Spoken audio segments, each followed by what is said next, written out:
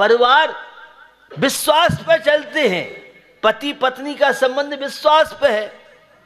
और आज की एकांतवाद, अज्ञानता का प्रभाव, किसी में किसी को विश्वास नहीं है, परिवार में विश्वास नहीं, धर्म में, धर्म तो खैर बहुत दूर की चीज है, व्यापार में आप देखिए तो विश्वास नहीं है। जिसको उधार माल देते हैं पता नहीं पेमेंट आएगा कि नहीं आएगा, ये देते समय भी खुटका लगा रहता है। ये व्यापारी की बात कर रहा था, ये तनावों की बात कर रहा। अज्ञानता की वजह से तनाव होते हैं और सम्यक ज्ञान तनाव मुक्ति जीवन बनाता है। मैंने निमित्त उपादान की बात आपसे की थी, मैंने निश्चय व्यवहारने की बात आपसे की थी। निमित्त उपादान उस व्यवहाराभाषी, उभयाभाषी, निश्चयाभाषी जो केवल आत्मा शुद्ध बुद्ध निरंजन है, अध्यात्म की बात करता रहता है, पूजा भक्ति व्रत उपवास शुभ क्रियाओं का परित्याग कर देता है। पंडित टोडरमल जी कहते हैं वो व्यवहाराभाषी है, निश्चयाभाषी जो केवल आत्मा शुद्ध बुद्ध की बात करता है और व्यवहारिक क्रियाएं सब छोड़ दी। और व्यवहाराभाषी जो मात्र बाह्य क्रिया कांडों में तो उलझा रहता है, आत्मा कोई शुद्ध बुद्ध नहीं है, वह व्यवहाराभाषी। और जो दोनों नयों को स्वतंत्र रूप से मानता है वह निश्चयाभाषी है। दोनों का सामंजस्य, दोनों ने सत्य हैं। कौन सा ने पहले होता है यह प्रश्न ही होता है। पहले निर्णय होता है, लक्ष्य बनता है, संकल्प होता है, तीनों पर्यायवाची हैं, और फिर व्यवहार होता है, अंत में निश्चय ने की स्थिति बनती है। पहले व्यवहार सम्यक दर्शन होगा, तब निश्चय सम्यक दर्शन होगा। हम संकल्प को, निर्णय को निश्चय ने मान लेते हैं, यह हमारी बहुत मोटी भूल है। निमित्त और उपादान, एक कार्य के लिए अनेक कारणों की आवश्यकता पड़ती है। वातावरण जैसा होगा, साधक कारणों का सद्भाव, बाधक कारणों का अभाव। उपादान सब जानते हैं, जो वस्तु की योग्यता है, जो वस्तु स्वयं कार्य रूप करती है, वह उपादान है, और सहयोगी कारणों को निमित्त बोलते हैं। बाहुबली इनकलेव दिल्ली वाले अगर मेरे पास कमेटी नहीं जाती, और एक बार नहीं कितनी बार, और मुझे लगा कि भाई समय मेरे पास बड़ा सीमित था, और जब आप सबकी भक्ति भावना देखी तो आज ये है आपके बीच में संयोग बन रहा है। कुछ निमित्त सहज में मिलाए जाते हैं और कुछ निमित्तों को, कारणों को बुद्धिपूर्वक जुटाया जाता है। सम्यक दर्शन ऐसी सहज में नहीं हो जाता है। जिन मंदिर के दर्शन पहले लिखा के नहीं लाए थे, बड़ा प्रयास, शुरू में तो ये सब जंगल था, अब वीआईपी कॉलोनी बन गई है। पहले तो जब लोगों ने सोचा मंदिर बन गया है, तो मंदिर के पास ही हमारी कोठी हो, हमारा फ्लैट हो, हमारा मकान हो, प्रायकर प्रयास करते। हमारे संस्कार परिवारों में यह रहता है कि भैया मंदिर के पास ही हमें अपना आवास बनाना है। उसके लिए कितने प्रयास करने पड़ते हैं। तो निमित्त अपने आप नहीं मिलते हैं, कुछ निमित्त सहज में मिल जाते हैं, कुछ निमित्तों को बुद्धिपूर्वक जुटाना पड़ता है। अंतरंग निमित्त, बहिरंग निमित्त, उदासीन निमित्त, प्रेरक निमित्त, सब जानते हैं। उपादान की योग्यता तो हर आत्मा के अंदर परमात्मा बनने की है, लेकिन कैसे परमात्मा बनेंगे आप? उसके लिए बड़े प्रयास करने पड़ते हैं, तब कहीं ये सारी चीजें होती हैं। तो भैया संसार के कार्यों के लिए तो अपनी पुत्री की उस सगाई करने के लिए, संबंध के लिए अपने आप कोई नहीं कहता है लड़के वाला कि मेरे लड़के के साथ शादी कर दो। कितने प्रयास करते हैं, और प्रयास करने के बाद भी कोई मिल भी जाए लड़का तो बेटी आउट कर देती है। पहले लड़के आउट करते थे, अब लड़कियों का जमाना आ गया है, लड़की आउट कर देती है। संसार की दशा है। तो कुछ निमित्त सहज में मिल जाते हैं और कुछ निमित्तों को बुद्धिपूर्वक जुटाना पड़ता है। एक प्रेरणा, हम लोग बहुतों को प्रेरणा करते हैं, मंदिर जाओ, नशा मत करो, अच्छे समागम में रहो। लोग प्रेरणा से मानते हैं। और मुझे तो बड़े बड़े टाटा, बिरला और बिल गेट जैसे लोग चौकी में बहुत बड़े व्यापारी मिलते हैं। युवाओं के अंदर, युवतियों के अंदर बड़े बड़े पदों पर जो हैं, उनके अंदर लगता है कि हमें संत जी को आहार देना है, तो शुरुआत करेंगे, एक दिन रात्रि भोजन त्याग कर देंगे। भैया अपनी पड़ता ही नहीं खाता है। दिल्ली वाले तो बारदाने में व्यापार कर लें, तो बारदाना नहीं बचे, कम से कम इज्जत मार्केट में बची रहे, पार्टी का पेमेंट टाइम पे हो जाए। तो हम भी देखते हैं कैसा पेशेंट है। कोई युवा है, हॉस्टल वाला बच्चा बच्ची है, तो उससे कहते महीने में 4 दिन, क्योंकि उसने बड़ी हिम्मत की होगी, तब कहीं धोती पहनना इतना आसान नहीं। आप तो धर्मात्मा की बात नहीं कर रहा हूँ। आज के बच्चे बच्ची बहू बेटों को कितनी सासू बहू को प्रेरित करती हैं, कितने माता पिता बच्चों को कितनी प्रेरणा करते हैं।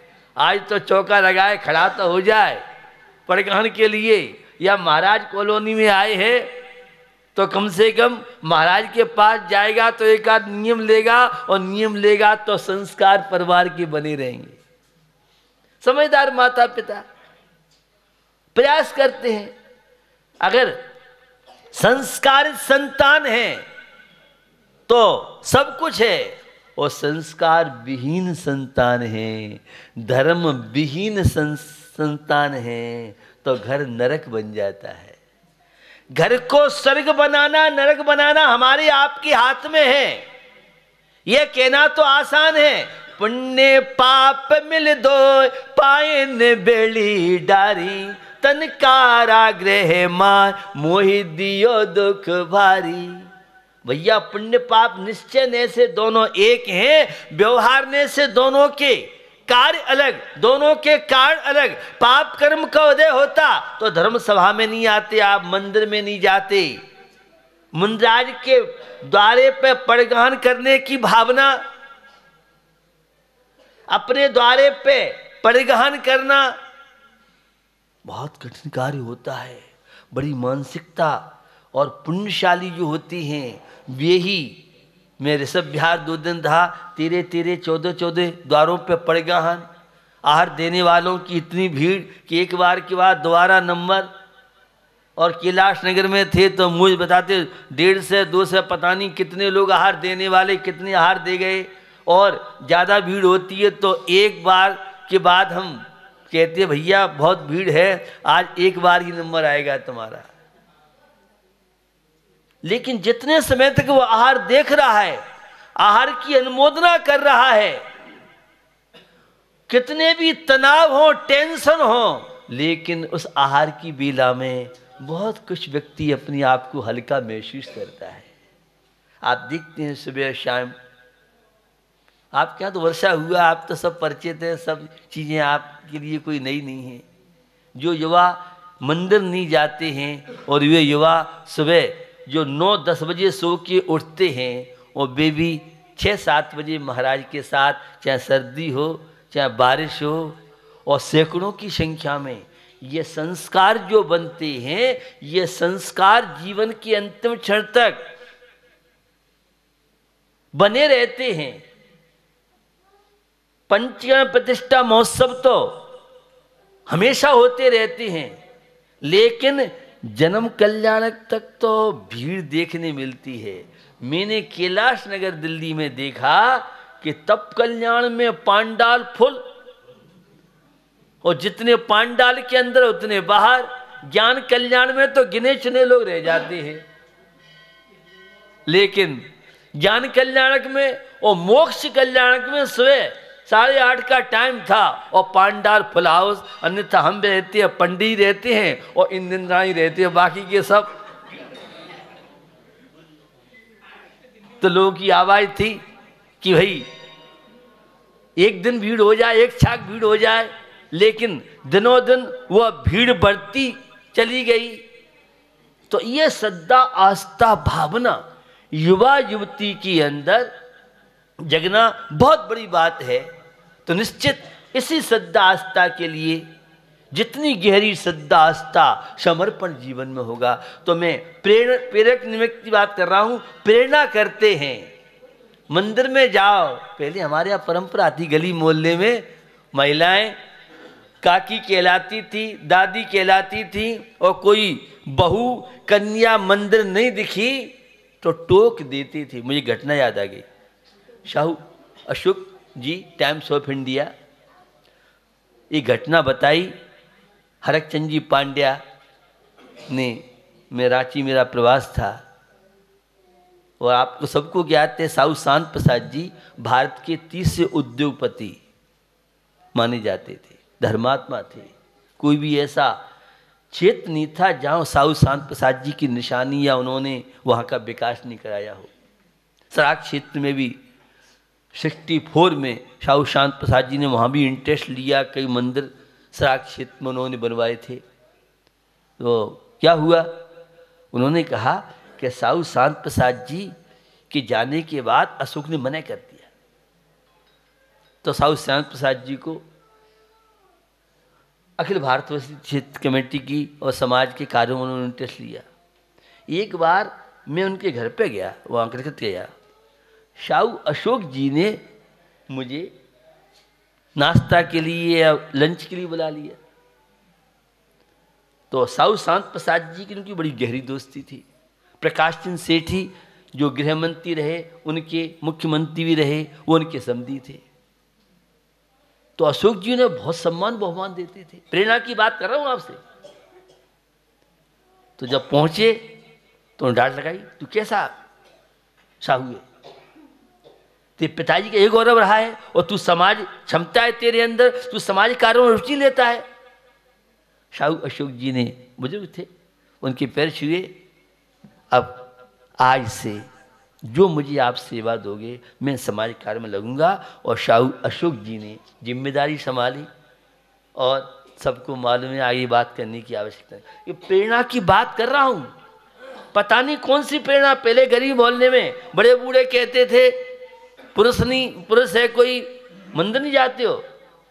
दादाजी कक्का जी कल से बिल्कुल मंदिर जाएंगे। अब तो किसी को मंदिर जाने की प्रेरणा माता पिता भी दे दें तो इतना रिटर्न मिलता है उन्हें कि दोबारा उनकी कहने की हिम्मत नहीं पड़े। रिटर्न माने इतनी, ये आज की स्थिति है। क्यों? संस्कार हमने शुरू से दिए नहीं, और संस्कार दिए जाएं तो ऐसा नहीं है। जो सराग बंधु के विषय में आप सबने खूब सुना होगा, वे बिहार, बंगाल, उड़ीसा, झारखंड में रहने वाले, पहले तो बहुत कम संख्या थी। अभी जो उड़ीसा में सर्वे हो रहा है, वहाँ जो गतिविधि चल रही है, मुझे लगता है 15-20 लाख से ऊपर संख्या केवल उस क्षेत्र में जैनों की हो सकती है। प्रयास किया जाए, ये तो ईसाई मिशन टाइप का है, उन्हें पता ही नहीं है। उड़ीसा में इंटीरियर क्षेत्रों में लोग रहते हैं। एक महात्मा जी आए थे जो पूरा आपकी जो छुल्लक जी की पोशाक के कपड़े नहीं पहनते हैं, वो कोई अलग से पेड़ की छाल वगैरह होती है। अभी आगरा प्रवास से मेरे आए तो मैंने प्रेरणा की उनको।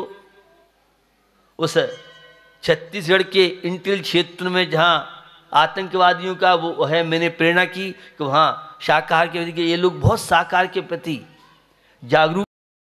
तो मुझे आज ही मोहम्मद शफी उनके निकट में हैं, शाकाहारी हैं, कि हमने सम्मेलन किया शाकाहार पे, बहुत अच्छा। और अगर आचार्य आशीर्वाद दें तो हम बड़ा प्रोग्राम करना चाहते जिसमें बहुत लोग व्यसन मुक्त, नशा मुक्त, शाकाहारी बने। तो मैं आपको प्रेरणा की बात कर रहा हूं, सराग की बात कर रहा हूं। वह श्रावक सदगस्त जो थे, सताया, तंग किया, कुल देवता पार्श्वनाथ को मानने वाले, तीर्थंकरों के नाम पर गोत्र जिनके हों, पानी छान के केवल सराख नहीं पीते थे। मेरे प्रवास में 36 कौम पानी छान के पीती थी। आप तो मिनरल वाटर वाले हो, एक्वागार्ड वाले हो, आप तो आरओ वाले हो, लेकिन घूम फिर करके आपको यहीं आना पड़ेगा। ये हमारे पानी छानने की पद्धति बड़ी वैज्ञानिक है। जैन दर्शन पूरा वैज्ञानिक दर्शन है। और आज इस धर्म का आज से लेके, इनके सिद्धांत का आज से लेके विकास हम कर रहे हैं। समय आपका होता जा रहा है, तो कहना ये चाह रहा हूं, हम निमित्त को निमित्त रूप से, उपादान को उपादान रूप से, प्रेरण निमित्त हैं, उदासीन निमित्त हैं। मछली के लिए पानी उदासीन निमित्त है, रेल के लिए पटरी उदासीन निमित्त है। तो हमें अच्छे कार्यों के लिए प्रेरणा देना चाहिए, अनुमोदना करना चाहिए। कृतकायद अनुमोदना विकास में माध्यम कार्ड बनता है। तो निश्चित हम अपने जीवन में संस्कारों को स्थान दें। बाहुबली इनके लिए मैं नया नहीं हूँ। यहाँ की कमेटी, यहाँ के बाल गोपाल मेरे से बहुत ज़्यादा परिचित हैं, लेकिन मुझे आप सबसे अपेक्षा है, ये विशाल विशाल मंदिर हमारी कमेटी के द्वारा बनाए गए हैं, और मंदिर में जाने वाले नहीं होंगे तो इन मंदिरों का क्या होगा। और इसके लिए हमें प्रेरणा करनी पड़ेगी। अभी रास्ता में कई युवा युवती को अब मैं स्टैंडर्ड देखूं तो प्रेरणा नहीं दे सकता हूं। मंदिर में आएंगे कि नहीं आएंगे, बाद में टाइम मिले नहीं मिलेगा। अब द्वार पे तो आरती आगे की कर रहा है, तो मौका है, इसका मौके का लाभ उठा लो। देखो आप अवसरवादी हो, आप भी अवसर का लाभ उठाते हो, हम भी सोचते हैं। अगर एक बच्चा हमारा मंदिर से जुड़ जाता है तो अपने माँ पिता से जुड़ेगा, अपने परिवार से जुड़ेगा, अपनी संस्था से जुड़ेगा, और एक बालक महकाएगा। हम लोग ऑल इंडिया पूरे भारत स्तर से प्रतिभा सम्मान कराते हैं, और उस प्रतिभा सम्मान से लाखों अजैनों को जैन बनाते हैं। उस कार्यक्रम को देखते हैं बच्चे बच्चियां, और सबको ज्ञात है ऐसे ऐसे बच्चे बच्चियां आते हैं, नास्तिकवादी होते हैं, धर्म से कोई परिचय नहीं है, और जब उस माहौल में 2-3 दिन के माहौल में रहते हैं, उन्हें लगता है इतना बड़ा समाज है, और समाज हमें इतने बड़े मन से सम्मान कर रहा है, तो हमारा दायित्व बनता है हम भी कुछ रिटर्न करें। उन बच्चों ने समाज नहीं देखा है। बच्चे इंटीरियर क्षेत्रों में रहते हैं, बड़े बड़े हॉस्टलों में रहते हैं, विदेशों में बच्चे रहते हैं, उन्हें नहीं पता है घर समाज क्या है। और जब इतना विशाल समाज देखते हैं, विशाल मंदिर देखते हैं, संतों को देखते हैं, तो उनके जीवन में परिवर्तन ही नहीं आता है। पता नहीं कितने युवा युवती को भी अपने जीवन में एक अच्छा इंसान बनाने का प्रयास करते हैं।